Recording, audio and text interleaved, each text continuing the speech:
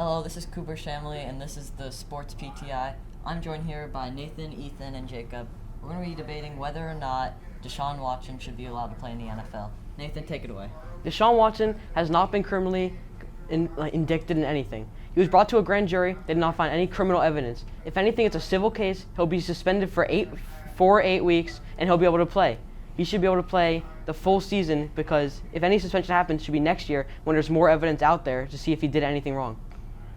All right, good point. Jacob?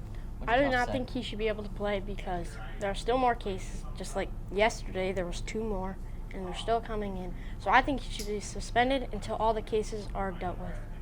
Ethan, what do you have to say about that? Well, I think, I could see where Jacob's coming from. There are more cases still coming out, but at the same time, these women that are still bringing up these cases said they would drop all the cases if Deshaun gave him $100,000, but he refused that because he wanted to prove his reputation and prove he was innocent, and I don't think he'd risk his life and his money if he didn't truly believe that. Jacob, have anything to say about that? Yeah, I do not think that's true because, I think he should just be suspended at least from this season, play next season, because they are civil cases and those people just want money. But I think there should just be some more time. All right, now moving on to our next topic, we're going to be talking about the new NIL system. Nathan, what do you have to say about that? The NIL system is completely out of control. You have players who have never had this much money in their life. College kids who are just out of high school, 18 years old, like players getting paid $9 million for a quarterback, and they can buy cars, they can go out and drink because they're of legal age now, and they can do whatever they want. Wait, never mind. Wait, can you restart that? No. Not 18 really. legal Just age? keep Oh. going. No, it's not. I have no clue now. Tell you about this. No, that was Deshaun. And you have people in the commissioners of the Pac-12 and other big conferences going to the Supreme Court to complain about this because they know it's completely out of hand and there needs to be a limit and a cap on how much you could spend on a player who's just out of high school. All right, Jacob, take it away. I disagree. I think the players need the money because they've worked their whole life for it, and they need some money for training and for coaches to hire them and get them ready for the NFL.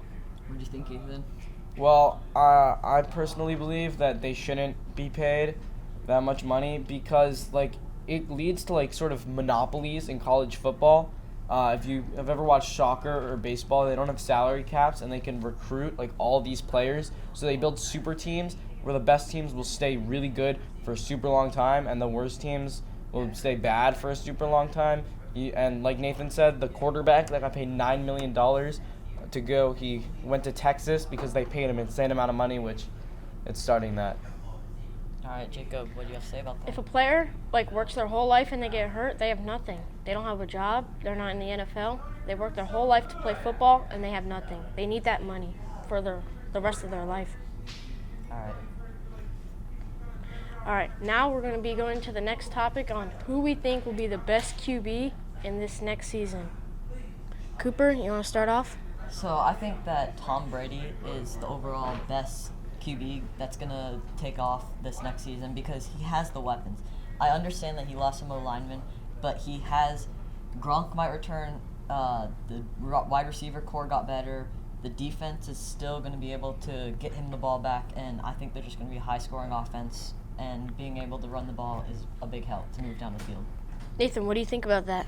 I don't agree with that. I think Justin Herbert is going to be the best quarterback because, listen to this, his defense has gotten significantly better, and defense doesn't affect him, but it's going to leave the offense on the field more because defense is so good they can get turnovers, which will lead to more playing time for Justin Herbert, which is more yards, and an already improved and better receiving core. Also his running back core out of the backfield. They drafted Isaiah Spiller, who's another top running back, and their core was already good, and he's going to be on the field and just throw for a lot of yards and score a lot of touchdowns. That's a good point, Ethan. What I do you agree have with to say? Nathan. I could see Justin Herbert being the best quarterback this year. His real main flaw last year was his offensive line. They addressed that in the draft. Their first-round pick, they spent on an offensive lineman. He's got a great receiving core. Austin Eckler's a great running back, a receiving back for him to throw to, too. I could definitely see Justin Herbert being the best next year. That's a good point. This is the Sports PTI show, and signing off.